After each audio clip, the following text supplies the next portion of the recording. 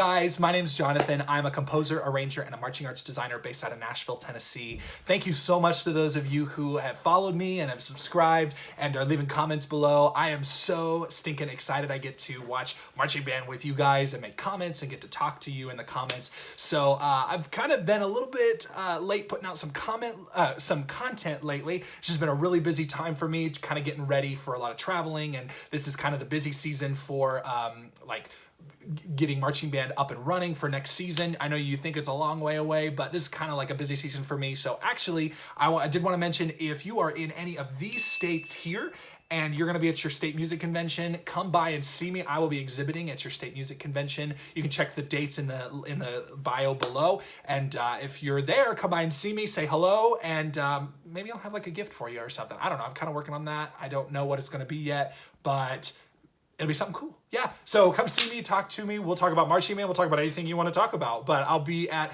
those state conventions. If you're a student or a band director or even a parent, maybe you're there and you're there to see like an ensemble or a student, be sure to stop by and see me. I would love to meet you personally and just get to geek out about marching band, right? Like what better of an event to do at a state music convention. So anyway, today we're going to take a look at the Vista Ridge High School Band this 2022 season and their UIL State Championship Finals run. It's been requested, and we are just gonna take a blind react at it like everybody else. I am watching so many shows that I didn't get to see live, so make sure you comment your show down below and I will try to get through it. We are on day 2 of our 12-day adventure to watch a band every single day, so make sure you drop a subscribe and like this video and share it with your friends. If you are in this band, make sure you comment and share your experience. We're gonna take a look at it. Here we go. 3, 2, 1.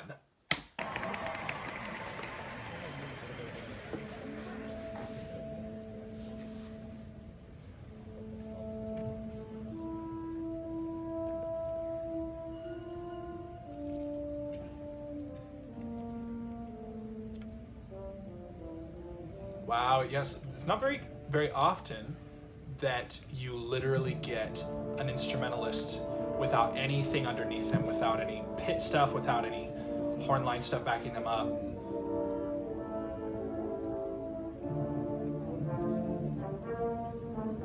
Wow. Really, really great sound coming out of the horn line brass stuff here.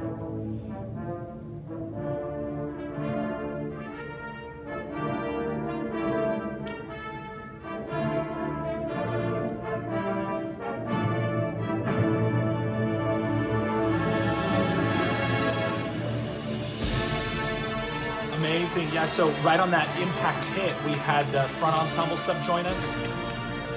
Doesn't even look like the woodwinds are playing here. They're doing a visual on the backfield.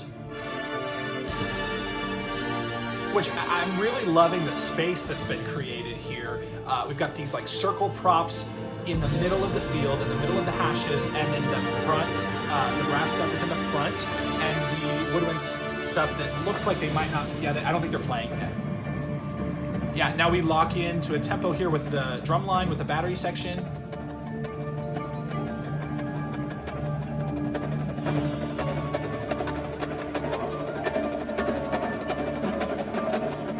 Solid, hearing lots of great tones coming out of those tenors, and the rolls and stuff get, sorry, I was talking over the bass drum stuff. The rolls there in the snare drums are really clean.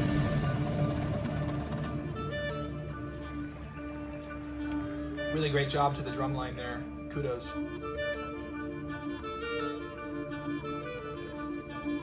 Interesting harmonic language there in the clarinet solo. I'm not sure what the source material is. I need to look this up. Nice. So we've got the tenor stage right behind the woodwinds, and they're doing kind of a soli together. The woodwind section and the tenors are kind of feeding off of each other. Interesting choice there. And now the snare drums and the brass stuff together. Nice, and a lead into that full impact moment. We've really seen very sectional stuff going on here. We really haven't had any moments where the woodwinds and the brass are playing together yet, but it's effective because a lot of times you run into stuff where the brass stuff covers up the woodwind stuff, and it's really just kind of taxing on the players anyway. Beautiful job to the clarinet soloist in the front. And I'm assuming that's I think it might be a mellophone, maybe a euphonium solo. I think it's a mellophone though.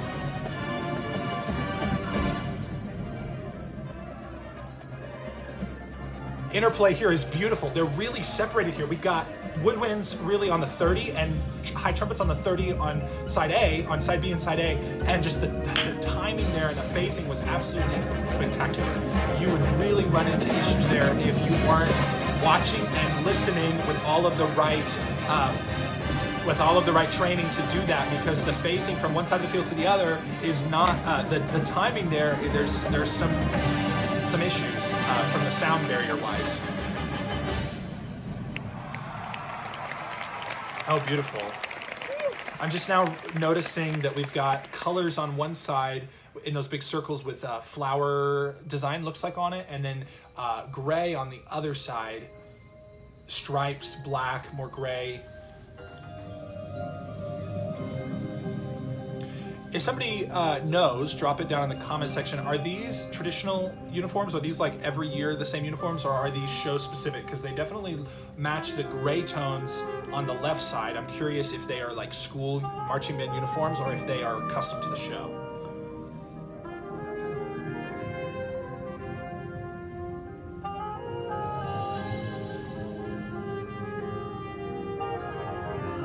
Nice, nice. Sounds like maybe a soprano sax solo and a trumpet together.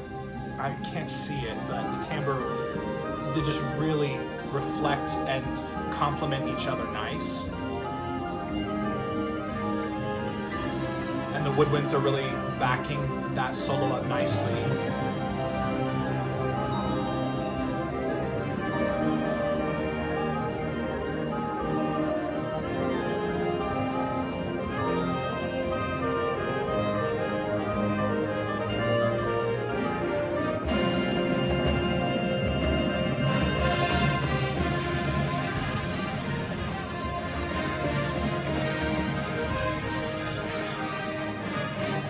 Oh, it got a cymbal line in the battery percussion.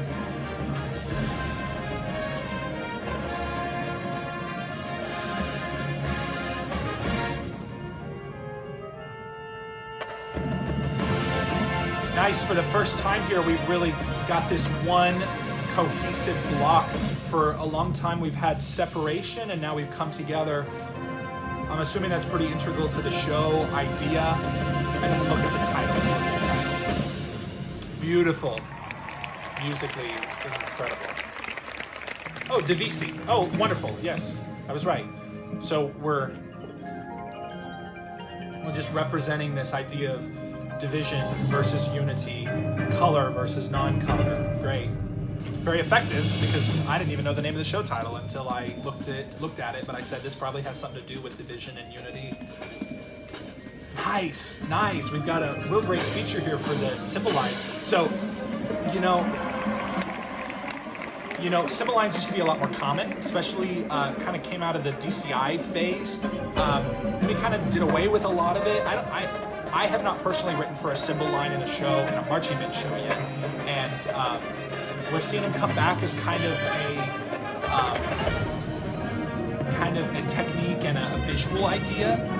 Definitely, you can definitely get away with the same timbre and usage of the instrument in the front ensemble, but they have chosen to kind of like spotlight that visual idea and the sound from a different place than if you were to just have it in the front ensemble.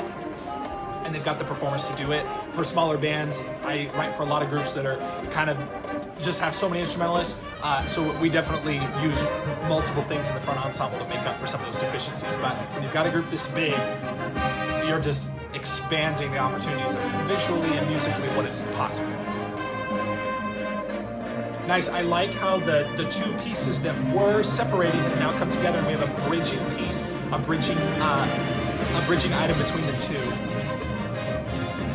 The guard is really well integrated here, and is just really well spaced to allow the band to seem as a cohesive unit still, but the guard stuff to be going on in it.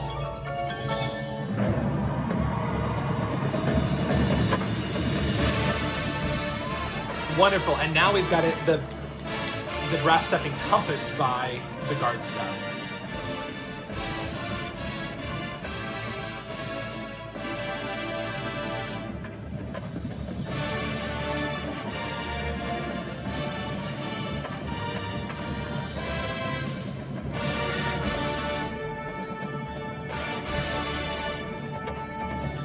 Okay, so very common technique that's, I say common, especially in the last couple of years, you've seen that a la Santa Clara Vanguard vibe with the mellophones sustaining a line and then the stuff happening on top of it. So it's just a really, it's like chordal changes happening and the mellophones are sustaining like the bomb, the fifth. So they're sustaining the fifth and the chords are changing around them. It's a really it's an interesting choice and it's a really good effect, and it's something that we've seen, I believe it was in the Hebron show maybe, that was a consistent technique there. I saw it in Kickapoo High School show this year, I believe. Only got to see that one a couple of times, but I remember really strong mellophone lines in that show too.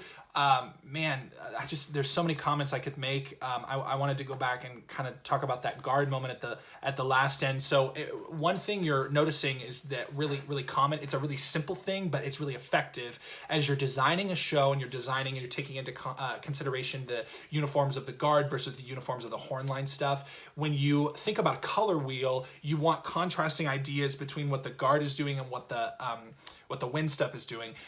And if you can think light, dark, or blues and reds, or whatever it is that's contrasting on that color wheel, you will get really great visual from the guard versus the hornline stuff. And you can see that especially when they're integrated into each other. It's not hard at all to see who the guard is and who the hornline is, because you've got these just vastly differing colors. So again, drop a comment below if you're in this group and if those are your normal uniforms and you just use them to the best of your advantage. I am really super curious. So drop that below.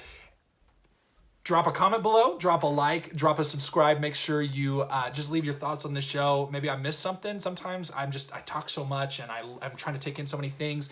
I could watch this another 5 times and probably see a whole new things. Sometimes I go back after I post my reaction and I go back and I look at things. I'm like, wow, how did I not talk about that? How did I miss that? So leave your favorite part of the show below and come back tomorrow for day 3. It's going to be a great day. We're just trucking along and can't wait to see what we're doing tomorrow. Thanks, guys.